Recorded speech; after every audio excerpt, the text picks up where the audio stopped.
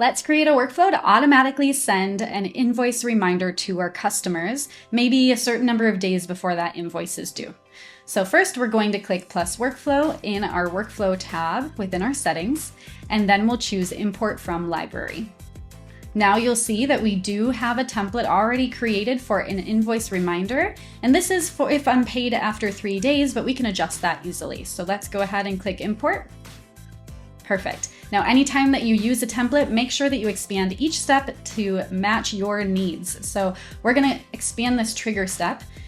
Now, whenever we use a document reminder or any sort of reminder trigger, it's going to give us some additional fields that we can fill out to adjust the settings for that trigger.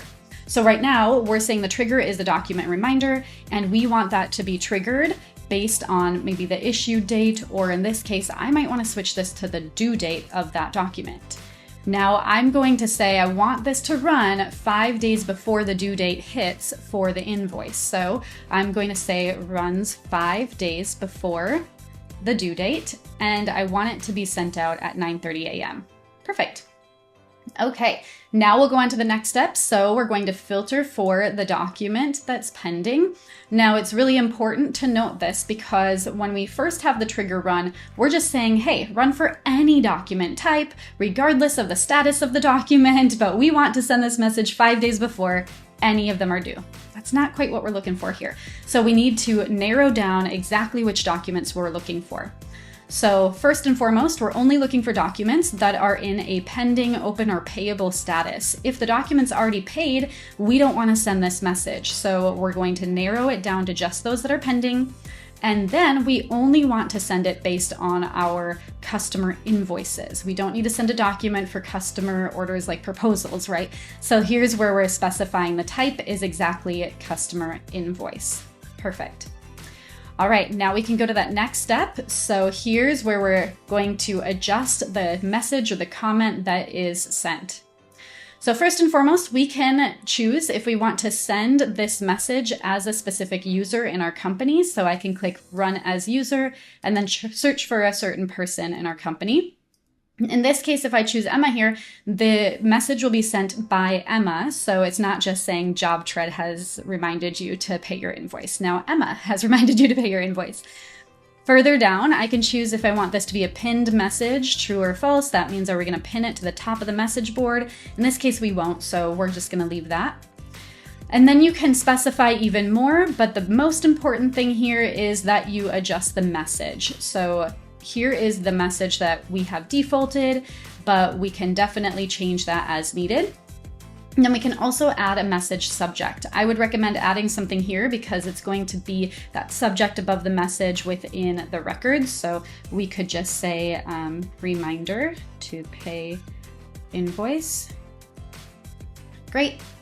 And now the target ID is going to determine where this message is going to get posted. Do you want it to be posted on the job? Well, then I would change this to the job ID. Rather though, I want this to be posted at the document level because if I just put this on the job level, the customer will get an email with a link to the job and they may not know exactly where to go to pay that invoice. We want to get paid. So I would rather have this posted directly on the document. Then when my customer receives the email saying, hey, pay your invoice, that is going to have a link that directs them right to that invoice to pay. So I'm choosing the step 1 ID. And so that's going to be the ID from this document. Great. And the target type is a document. So we'll leave that.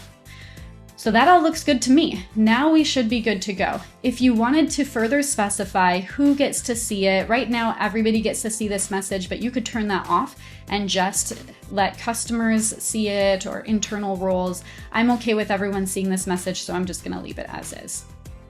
Okay, perfect. So we're gonna go ahead and save our changes. Now, when you're ready to make this active, you're going to click that inactive button, switch it to active, and then we're going to save. Verify your changes before you save, and you should be good to go. Now we have that active workflow. In fact, right now it says if unpaid after 3 days, I would definitely pop back in there and change the name of this workflow because we have adjusted it. So invoice reminder 5 days before due. Make sure that you name your workflows appropriately. You can even name the steps if you wanted to name those.